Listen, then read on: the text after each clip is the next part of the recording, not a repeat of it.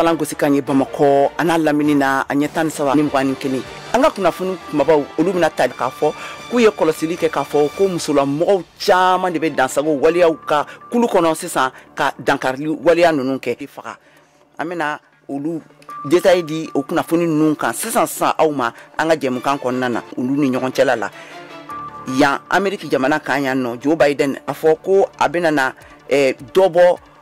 sanfɛ kalandenw olu ka kalan musakaw la an bɛna o fɛnɛ detail wala aw ye sisan jɛmukan kɔnɔna na ninnu de bɛna fara an ka laseli kɛ na an ka ɲanzan lamɛn ka segin ka na kɔfɛ ɲanzan an balimaw ka segin kɔnɔna na nin ye Keyatu Tarawele kumakan de ye ka tɛmɛ n'an ka kunnafoniw ye na ka taa se a tile 20 ma k'u ye dansago kɛ kɔnɔna na an bɛ don min na i ko bi a musolamɔgɔw de ka ci banbagaci kɛlɛ la dɔgɔkun tɛmɛlen maa ninnu tun ye u ka janw dilan mun tun bɛna daminɛ o ti kalo tile 4 ka taa bila o ti kalo tile 20 na Mali kɛlɛkɛcɛw ye banbagaci min taraki a ka ciya ni maa 80 ye n'o yɛrɛ sɛbɛntiyala faamaw ka ladala gafe kɔnɔ u y'a yira k'a fɔ ko kɛlɛkɛminɛ minnu b'u bolo bi ko fosi t'u bali ye ani commandant opération Maliko Masawule Soro walasa k'u ka bɔ ni fɛɛrɛ kulaw ye o fɛɛrɛw tɛ dɔgɛrɛ ye ka don u ni musolakaw hakili cɛ k'u bila mugujugu ani malifaw donini na k'a lase u ma u ka kin kɔnɔnaw na ani k'u kunnafoni Mali soldasiw ka taabolow la o de sen fɛ Mali soldasi ɲɛmaw y'a ɲini u ka kɛlɛkɛcɛw fɛ k'u ka baaraw kɛ hakilisigi ani sariya kɔnɔ Mariam Kuyate Bamako VOA Bambara nin tɛmɛnen kɔfɛ sisan ka tɛmɛni halisa u lakanabolo kelen taabolo ye ka taa Bayangara marala n'o ye Mali sigida camancɛ fanfɛlaw ye a yirala k'a fɔ ko Bayangara gouverneur tamara ka taa sangakaw fɛ yen nɔ ka taa labɛn kɛ kuma ɲɔgɔnya la kuma sigi kɔnɔna na fɛn min ye donsow ani faso jamajɛkulu an bɛ nin lakanabaliya kunnafoni daminɛ Bajangara mara kɔnɔna na i ka dɔn k'a fɔ gouverneur mun sigilen bɛ Bajangara n'o ye Sidi Mokhtar El Beshir ye a kɔni ye taama kɛ ka se sanga nin taama in laɲini de ye funufunu min bɛ donsow ale ni sangakaw cɛ fɛɛrɛ ka se ka sɔrɔ o funufunu ni bɛnbaliya in ka se ka ban u ni ɲɔgɔn cɛ a kɔni kun bɛna sanga dugutigi fɛ u ye kumaɲɔgɔnyaw kɛ ka ɲɔgɔn faamu ka yafa kɛ ɲɔgɔn ma walasa bɛn ni keleya bɛ se ka segin ka na donsow ale ni dumaw ni ɲɔgɔn cɛ sigikafɔ in kɔfɛ i k'a dɔn k'a fɔ donsow olu kɔni ye ŋaniya yɛrɛ kɛ baw sangaka minnu kun minɛnen b'u bolo u nana u di gouverneur ma walasa a bɛ se ka fɛɛrɛ sɔrɔ k'u bila ka taa sanga cogo min na nin dɔgɔkun laban ninnu na i k'a dɔn k'a fɔ dangarwalew kɔni kɛra k'a ɲɛsin dugu caman ma dɔgɔnɔ jamana na kɛrɛnkɛrɛnnenya la Bankas mara la o taara kɛ sababu ye maa caman kɔni sirannen don ka taa u ka forow la lakanabaliya ɲɛsiranya kama Mali fintigilakaw kɔni kɛn bɛ ka wulikajɔ bɛɛ lajɛlen kɛ walasa ka dangari kɛ nin wale ninnu na o kun kɔnɔna na u kɔni bɛ ka taama ka munumunu dugu caman na walasa dumaw hakili bɛ se ka sigi cogo min na ne ka segin ka taa u ka sɛnɛw kɛ lakana kɔnɔna na hali sisan lakanabaliya bunnakun kan i k'a dɔn k'a fɔ nin dɔgɔkun in daminɛ na Mali finitigilakaw ale ni dangariwale tigilamaw kɔni karila ɲɔgɔn na Mondoro mara la dangariwale tigilama maa 22 n'o ye Katiba de Serma ye olu de bɔnɛna u nin na kɛlɛ in kɔnɔna na a yirala k'a fɔ ko Mali finitigilakaw kɔni ye dɛmɛ sɔrɔ n'o ye sanfɛ pankurunw ye Tijani Wedraugu VOA Bambara ka bɔ Koro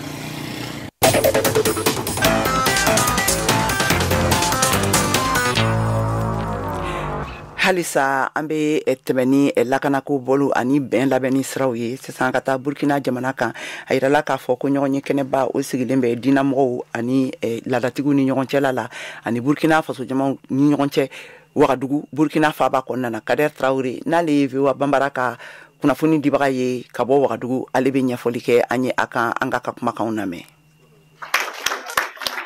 Yasa ka se ka bɛn sabati fasodenw ni ɲɔgɔn cɛ ka badenya jidiya landakɔrɔ ɲɛmaw ani dina ɲɛmaw olu ye hakili falen kɛ walasa ka fɛɛrɛ yala minnu bɛ se ka to olu yɛrɛ ka o lɔyɔrɔ bin bɔn fasodenw ka kuma fɔ ɲɔgɔnya min b'a sen kan min kɛra sababu ye ka maa karogɛlɛnw ka walejuguw buguya n'an ko ale ma ko extrémisme violent kama sɔrɔ dina kɛ ka kɛ kɛnɛ de ye yɔrɔ min na kanu ani adamadenya sabati le kɛ ka kunkɔrɔta sɔrɔ Nandi Somi bɛ baara kɛ minisiriso min bɛ lankanako ani dinako kofɔra laada ɲɛmɔgɔ ale ni diinɛ ɲɛmɔgɔ an y'u le lajɛ bi pour que u bɛ se ka kuma ɲɔgɔn fɛ ka fɛɛrɛ ɲini ka sira ɲini pour que kɛlɛ min b'an kan nin an ka se k'a gɛn ka bɔ an ka jamana na donc o laada ɲɛmɔgɔ ninnu jɔn n'u ye laada kunba saba min b'an ka dugu kɔnɔ min ye silamɛw ye min ye protestants ye ale ni minnu ye catholique ye ale ni diinɛ ɲɛmɔgɔ diinɛw kɔnɔ laada ɲɛmɔgɔ minnu bɛ yen n'u b'a f'u ma ko autorité traditionnelle olu fana fara ɲɔgɔn kan. nin sigikafɔ nin na adamadenya kuma dimanw bɛ fɔra min dantigɛlen don ka bɔ jatigɛwalikɛlaw ka kɛwale la diinɛ tɔgɔ la. Adamu Sabadogo n'ale ye silamɛ diinɛ jɛnkulu ɲɛmaa dɔ ye ale ye o le ɲɛfɔ an ye. misiriw kɔnɔ a bɛ fɔ khutbaw la a bɛ fɔ wajurikɛlaw la a bɛ fɔ diinɛ ye lafiya ye silamɛya diinɛ al-islam wa salam silamɛya diinɛ o ye lafiya ye lafiya fana ni ka bɛn mɔgɔw kan k'o faga ka bɛn mɔgɔw kan k'o ka bololafɛn bɔsi a tɛ se ka taa ni silamɛya ye sanga waati si la. An ka landakɔrɔ batobagaw fana ko olu jɔyɔrɔ bɛ yen fasow ka hɛrɛ sɔrɔ ani a basigi sira kan. Emile Use ye landakɔrɔ ɲɛmaa dɔ ye an k'ale lamɛn. Sanji nabaliya an bɛ se ka jutigiw bɛ se ka sigi ka baro kɛ ka filɛ sɔnni kɛ pour que vraiment récolte ka ɲɛ an ni ɲɔgɔn cɛ bon ni kɛlɛmisɛnw fana bɛ yen an mana sigi fana ka filɛ ka an ka landako ra a bɛ kɛ cogo min pour que an k'an sen dagabaga ko gɛlɛya nin kɔnɔ. Ni nin diinɛ karamɔgɔw ani landaya ɲɛmaaw sera ka faamuyaliko ɲuman sɔrɔ u ka kumafɔtaw ra ani ka se ka o jɛnsɛn ɲɛnama o bɛ se ka kɛ sababu ye ka diinɛ wolomani lasa fasodenw ni ɲɔgɔn cɛ. Nin tun ye Kadiya Tarawele kumakan ye ka bɔ Wagadugu Burkina Faso. Awa sisan an bɛ taa an sɛnsɛma ka se Bobo Julasokaw fɛ yen nɔ yen nɔ fɛnɛ ka da wele kan jugu bilalenw kan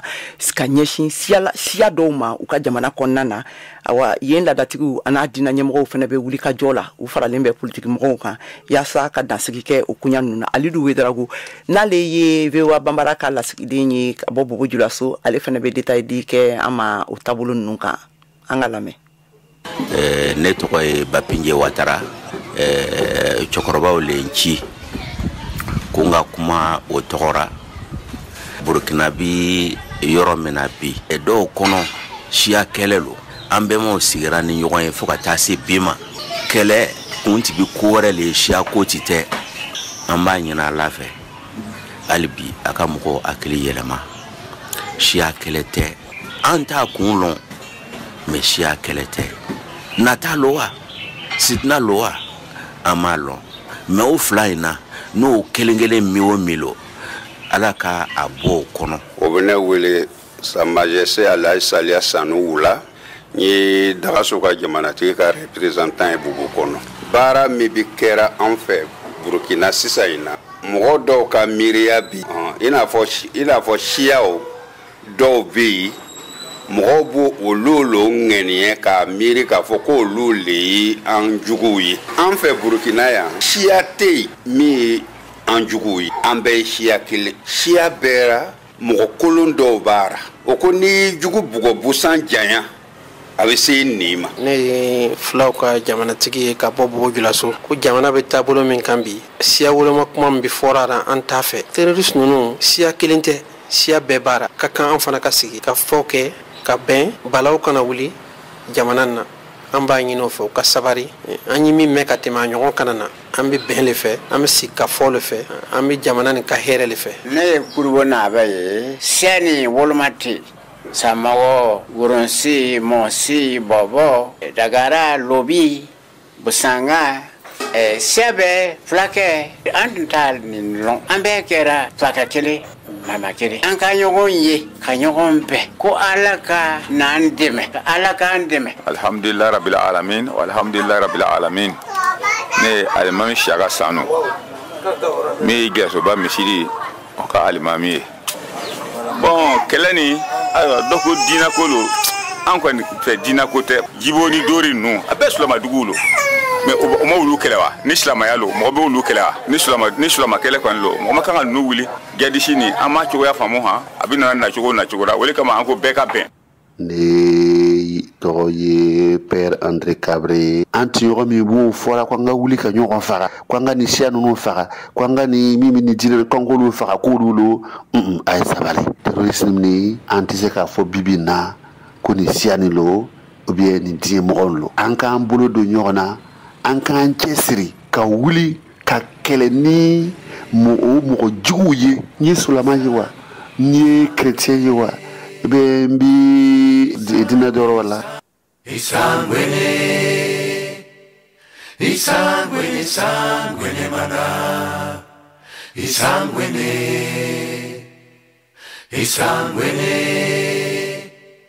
Isanguene mana Isa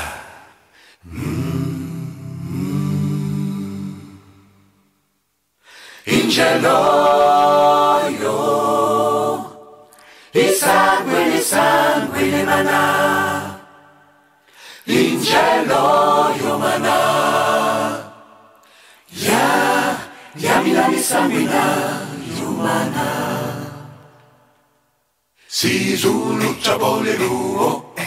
Si Zulu chabole luo Nakalabo Si Zulu chabole luo Sachabolo Si Zulu chabole luo Nakalabo Si Zulu chabole luo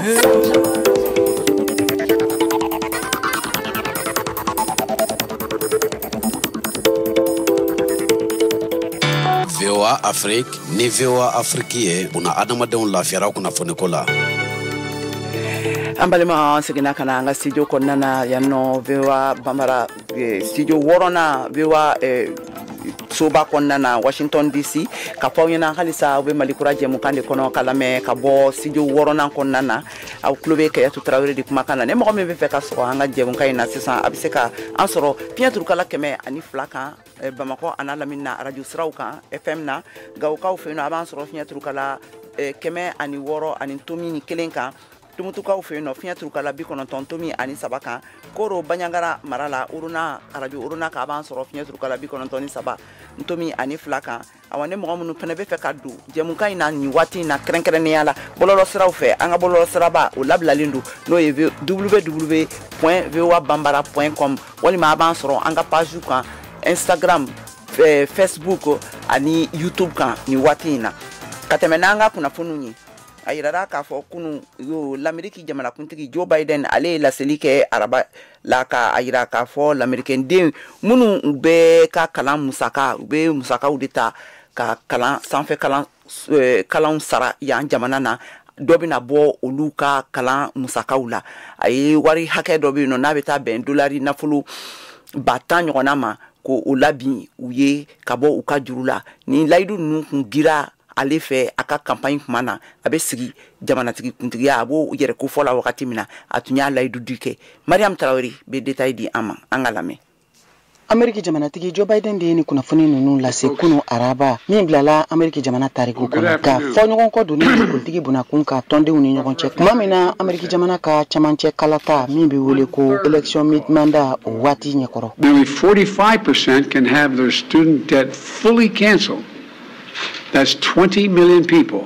Joe Biden ka nin kumakan ninnu bɛ tali kɛ waati min na a ye a ka jamanatigisi kalata yɛrɛ ko fɔ kalikanw di a tun y'a yira o waati k'a fɔ k'a bɛna ekɔlidenw ye juru minnu ta Ameriki jamana ka jiginɛsoba kɔnɔ dolari wari 10,000 ɲɔgɔn bin ka bɔ o la kɛrɛnkɛrɛnnenya la kalanden minnu ka sɔrɔ hakɛ ma se dolari wari 125 ma san kɔnɔ walima fɛnɛ denbayatigi minnu ni olu ka san sɔrɔ ma se dolari wari 250 ma san kɔnɔ a y'a yira o de la k'a fɔ ko dolari wari 10,000 wɛrɛ o de bɛna bin ka bɔ ni ma kofɔlen ninnu bɛɛ lajɛlen ka juru la minnu ni a sɔrɔli ka kan ka se k'u ka kalan sara sanfɛ kalanso la jateminɛliw y'a yira o de senfɛ k'a fɔ ko ni hakilina minnu talen filɛ nin ye jamanatigi Joe Biden fɛ de bɛna sɔn ka dɔ fara kalandenw ka juru tata kan Ameriki jamana ka foroba jiginɛso kɔnɔ k'a bɛna sɔn ka kɛ wulikajɔ ye mɔgɔ dɔw fɛnɛ fan fɛ ka taa kiri kun kan Johnson Furman min tun bɛ Ameriki jamana ka nafoloko yiriwali cidiyaso kunna Ameriki wasabulon Maison Blanche kɔnɔna la jamanatigi kɔrɔ Barack Obama ale ka fangamara waati ye kumakan dɔw latɛmɛ a ka Twitter bɔlɔlɔ sanfɛ ko jamana ɲɛmɔgɔ kan ka dolari wari miliyari kilancɛ de labila tajiko fan fɛ n'o gɛlɛya binnen don Ameriki jamanaden caman kan ni waati in na jamanatigi Joe Biden y'a yira k'a fɔ ko nin ko in na k'a tɛna bɛɛ lajɛlen nisɔndiya nka k'a bɛna fɛɛrɛ bɛɛ lajɛlen tigɛ walasa ka se ka sɔrɔ yiriwali baaraw fanba dɔ la fasaya wa min tɛna se ka kɔlɔlɔ foyi bin fɛnw sɔngɔ yɛlɛnin kan fɛn min ye républicainw ka ciladenso ye n'a bɛ wele ko comité national républicain o ciladen Ronna McDaniel ko k'a ye nin hakilina ninnu bɛɛ lajɛlen ye de i n'a fɔ ka degun bin nafolobatigiw kan. Progress advancing America's economic recovery. We've wound down pandemic relief. aw de bɛ kunnafoni mɔlen sɛnsɛnlen di anw ma bamanankan na. VOA Afrique filɛ nin ye 102 fiɲɛ sira kan Bamako Mali la. An balimaw halisa ka tɛmɛ n'an ka kunnafoniw ye an bɛ taa angolakaw fɛ yen nɔ angola jamanakuntigi président Joao Lourenço ale bɛ gagné bolo kan sabila a yirala k'a fɔ ko jaabi kun fɔlɔ minnu bɔra u ka jamanatigi ɲini kalataw la a ye ɲɛ minɛ u ma kosɛbɛ a fadenkɛ n'o ye fanga garalabaga kamalen ye o kan Mohamed Touré bɛ ɲɛfɔli kɛ an ye a taabolo kan.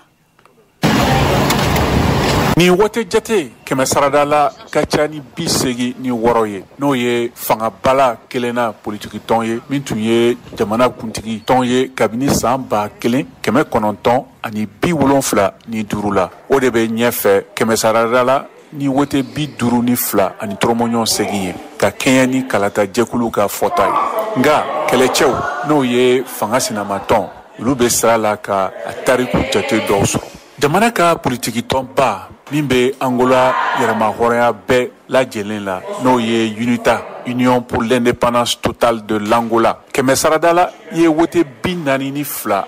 98 sɔrɔ fɔlɔ murutilenw ka tɔn kɔrɔ min bɛ denmisɛnnin sifinw dɔ dalajɛ minnu dusu tiɲɛnen don ni o ka ca ka ban Luanda jamana faba kɔnɔ kɛmɛ sarada la ni wote ka ca ni 77 ni 7 jamanatigi sigi kalafili o tɛ kɛ Angola jamana la ka kɛɲɛ ni sariya sunba ye politiki tɔn min bɛ se sɔrɔ sariya sunba kalataw la o lisi n'o ye sɛbɛn o ɲɛmɔgɔya bɛ bila jamana ɲɛmɔgɔya la kɔlɔsilikɛlaw tun ye a jira ko wote sɛbɛn gɛlɛn dɔ bɛna kɛ hali ni jamanatigi min bɛna bɔ baara la n'o ye Joao Lourenço ye n'o bɛ sanji 68 la o de tun ka di mɔgɔw ye kosɛbɛ Angola jamana ka yɛrɛma hɔrɔnya tɔnba n'o ye MPLA bɛ ka caya ka taa fɛ jamana min falen bɛ nafolo sɔrɔlen na nka a binna sɔrɔ ko gɛlɛyaba kɔnɔ a fanga seginna san laban ninnu na ɲɛma dɔ fɛ n'o ye Adalberto Costa Junior ye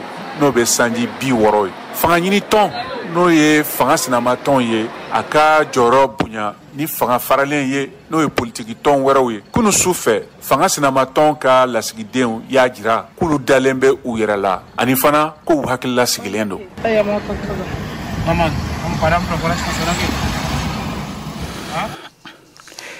Nin tɛmɛnen kɔfɛ Mali tungaladen minnu n'u sigilen don Senegal jamana kan olu ka kulu ne tungaladenw ka maliyɛnw ka tungaladenw ka kulu n'a bɛ wele ko Haut Conseil des Maliens de l'extérieur olu tɔn de ɲɛmɔgɔw sugandili baaraw bɛ sen na Senegalikaw fɛ yen nɔ n'a ma jara n'ale ye VOA Bambara ka kunnafoni sɛnsɛla ye yen nɔ bɛ détail di kɛ a ma a taabolo kan an ka lamɛn.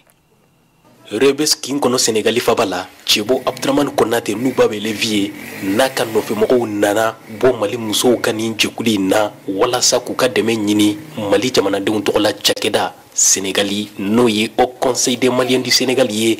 a ɲɛmaya kalata in na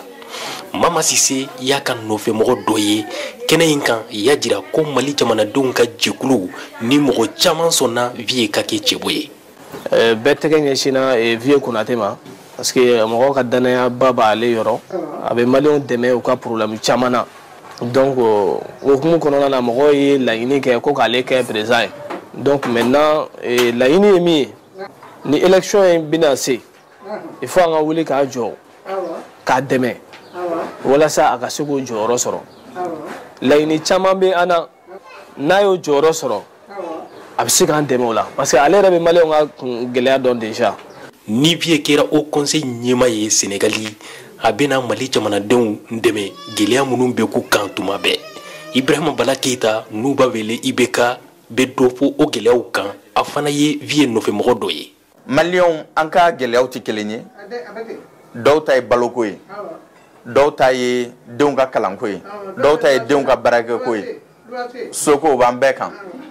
dɔw ta ye baarako ye dɔw ta ye u ka projet ko ye a ka ca dɛmɛ fɛn fɛn kan ka kɛ vie ye an kan k'an cɛsiri k'a kɛ vie ye walasa a ka sigi hakilina minnu b'an na miiriya minnu b'an na an ye gɛlɛya minnu fana dɔn an bɛ se ka fura sɔrɔ ninnu na cogoya min na ɲɔgɔn fɛ. Cibo vie Konate yɛrɛ nana ka ɲini musow ka jɛkulu fɛ n'o ye Fédération des femmes maliennes au Sénégal ye k'u ka jɛ walasa a ka laɲiniw ka sabati. An bɛ ka lajɛ fɛn fɛn ɲini aw fɛ yan lajɛ in ye hali bi an ka se k'an bolo di ɲɔgɔn ma conseil nin fɛnɛ n'an y'a sɔrɔ n'a ma min fara an ka laɲini kan a k'a bɔ a la ni min fɛnɛ y'a sɔrɔ min t'an ye mais an n'o bɛ sigi conseil bɛ marcher cogo min na tiɲɛ kan dɛmɛ kɔnɔna na maliyɛn bɛɛ ka ɲɔgɔn sɔrɔ a kɔnɔ an b'o de kɛ. wala ba Sali Kamara ye musow ka nin jɛkulu in mɔgɔ dɔ ye k'a bɛ komi Vieux Konate ye ɲɛmaya sɔrɔ ka ban a ka cɛsiri kosɔn Mali jamanadenw ye Sénégali. Vieux ko k'a bɛ masaya ɲini Ala yɛrɛ y'a d'a ma kaban Ala y'a d'a ma kaban wala Ala y'a d'a ma an dalen bɛ Ala la an dalen b'u la an b'a ɲini Ala fɛ Ala ma Vieux kɛra au conseil président ye. Voilà au conseil des Maliens du Sénégal kalata in na n'a waati ma fo fɔlɔ nka Abdramane Konate Vieux kɔni y'a ka cɛbonya jira kɛnɛ kan kabini sisan. Nama Jara, Dakar, VOA Bambara. Mbalmaw an wula Mali sugandeli ka kalata koɲɛw ɲɛnabɔ tɛnɛndon n'o ye utukalo o tile 22 la Mali marabolo o mara minisiriso taara ɲɛ ni kalafiliw ye walasa ka politiki tɔn o ni duguden tɔn ka tɔndenw sugandi ka sigi kalata ɲɛmɔgɔso yɛrɛma hɔrɔnyalen kɔnɔ o fɔlɔ kalata ɲɛnabɔli la tariku kɔnɔ Mali la aw hakilina ye jumɛn ye nin wale kan yala a bɛna se ka kalataw kɛ danaya kɔnɔ wa aw ka jaabi ayiwa minnu b'a fɛ k'u da don ni baro la ni sibiridon n'o ye utukalo o tile 27 la a y'aw tulo sɔgɔ VOA Bambara an b'a fɔ kɛnɛ kan ayiwa a jamukan a kana fɔ kɔ dɛ. ka tɛmɛ ne kunnafoni ye halisa yirala k'a fɔ Savama DCI a n'a dɛmɛbagaw olu tun ye baara kɛ tumutu tariku gafe lasagolen ninnu olu ka lasagoli baaraw kan san 2012 dankarili dansago kɛwalew fɛ o gafe ninnu kan kɔfɛ ayiwa sisan k'u b'a baaraw lajɛli la VOA Bambara ka laselikɛla Mohamed Daɲugu ale bɛ ɲɛfɔli kɛ an ye a kan an k'a lamɛn. walasa ka Tombouctou sɛbɛnkɔrɔw k'olu matarafa ONG bɛ yen n'a tɔgɔ ko Savama DC kabini san 2014 ale ye baara daminɛ baara min tɔgɔ ko numérisation mun na ni sɛbɛn kofɔlen ninnu bɛ se ka lakana cogo min na wa u bɛ se ka sɔrɔ bɔlɔlɔsiraw fɛ bi alamisa donya in na u ye kunnafonidilaw wele ka na u sera ka baara min kɛ ka u da u tulo kan Sulemani Jara ale ye Savama DC baarakɛla ye an ka ale lamɛn. baara min daminɛ kɛ Mansuku Jata k'u bila minɛn kɔnɔ n'o fɔ ko outil informatique donc an bɛ se k'a fɔ sisan an ye Mansuku hakɛ min numérisé a bɛ taa Mansuku 130 kɔ de la pour le moment donc an bɛ baara in na an bɛ ban fɔlɔ hali bi an b'a la Mansuku ninnu gafe kɔrɔmaw de don gafe kɔrɔmaw don mais dɔw depuis san 100 kɔ donc pour que mɔgɔ bɛ se ka baara kɛ gafe ninnu kan donc an y'u jaw de ta donc mɔgɔ bɛ se ka baara kɛ ja ninnu kan so tuma dɔ la a sɛbɛnden ka misɛn ni n'a bɛ ja ka machine kan i bɛ se ka ja ninnu sɛbɛnden bonya ka se ka kalan k'a ka baara kɛ kan sinon Mansuku ninnu fɛn caman de b'u kɔnɔ dɔnniya caman de b'u kɔnɔ n'an t'o dɔn mais maintenant sisan an ye baara ninnu daminɛ pour que Mansuku ninnu se ka bɔ dogo la. a ka kan ni sɛbɛn kofɔlen ninnu u ka matarafa ni cogoya in na an k'a lamɛn. n'a fɔ diɲɛ bɛ cogo min na sisan diɲɛ bɛ ka taa développer cogo min na i yɛrɛ bɛ développer diɲɛ nɔfɛ diɲɛ baara bɛɛ lajɛlen kelen bɛ ordinateur ni communication ninnu san par internet par WhatsApp par o n'a ɲɔgɔnna ninnu donc i tɛna se ka baara kɛ n'olu ye a bɛɛ la f'i ka numérisation kɛ donc o ye a nafa fɔlɔ ye donc n'i y'olu kɛ a b'olu baara nɔgɔya i bolo en même temps fana ni papier ninnu kɔrɔlen de don a kɔrɔlen don a dɔw bɛ ka bɔ a dɔw bɛ mugu a dɔw bɛ fara a dɔw bɛ tiɲɛ u yɛrɛ ma parce que tellement dɔw bɛ papier dɔw ka taa san 3000 ye yɔrɔ kɔni kɔrɔ la donc n'an m'a photo ta k'a mara an bolo a laban an bɛna don dɔ bɛna se yɛrɛ an tɛna papier yɛrɛ y'an ɲɛ na tuguni. ni matarafali a bɛ kɛ sababu ye mun ye ɲininikɛlaw ye ani kalanden minnu bɛ sanfɛ kalanso la olu fana ka se ka baara kɛ ni sɛbɛn kofɔlen ninnu kan ka sɔrɔ u ma wuli ka na fo Tombouctou. Abubakar Sidiki Kulibali. donc a nafa dɔ fana ye jumɛn ye i bɛ se ka communication kɛ n'a ye donc papier ninnu tɛ sɔn ta ka yala ma a tɛ sɔn déplacement kuma min a tɛ sɔn i k'i bolo maga la kuma min mais n'i y'a numériser nin cogo la k'a photo ta nin cogo la tan sisan donc a b'i permettre i b'a photo yira mɔgɔ dɔ la a tigi bɛ photo lajɛ a sago ma k'a yɛlɛma a sago ma k'a lajɛ a bɛ se k'a kalan a bɛ se k'a traduire a bɛ se ka ko bɛɛ kalan donc o de ka nɔgɔn a k'a fɔ ko ka papier yɛrɛ minɛ a bolo la ko k'o yɛlɛma ou bien k'o kɛ cogo la donc n'o kɛra dɔrɔn papier yɛrɛ perdu siɲɛ. L'Amérique jamana ka matarafasoba dɔ bɛ yen n'ale tɔgɔ ko Hill Museum Manuscript Library ale de bɛ ka Savama DC dɛmɛ ni baara kofɔlen in na a ɲɛmaaba yɛrɛ n'o ye Kulumba Stewart ye ale tun bɛ ni kɛnɛ kofɔlen in kan Mohamed Daɲoko VOA tɔgɔ la ka bɔ Bamako. an ka farikolo ɲɛnajɛ kɛnɛ lajɛ Saka Tarawele bolo.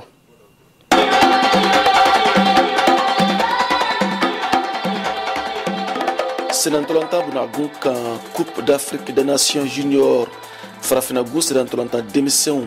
minnu si ma tɛmɛ san 20 kan min bɛna taa tan san wɛrɛ 2023 Egypte jamana kan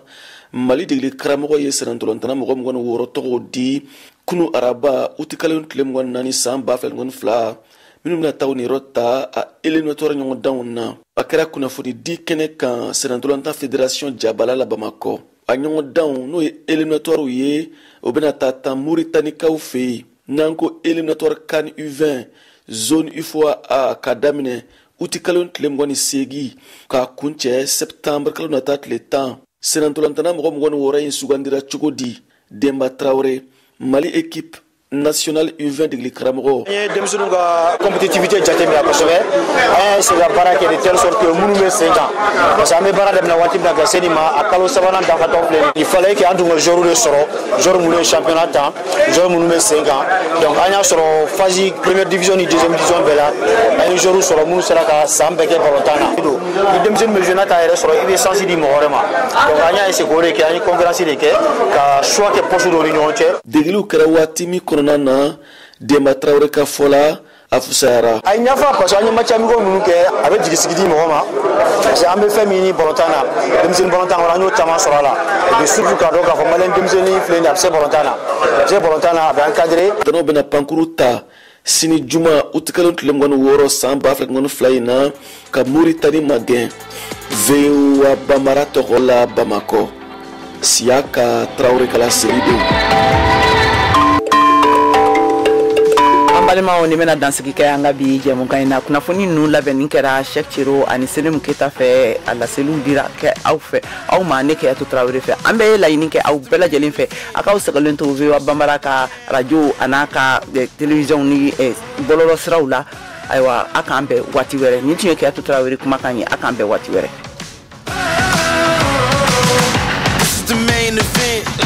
Came to shut it down, wiping the tears away. This is the day I stand my ground. Everybody watching me while I'm trying to feel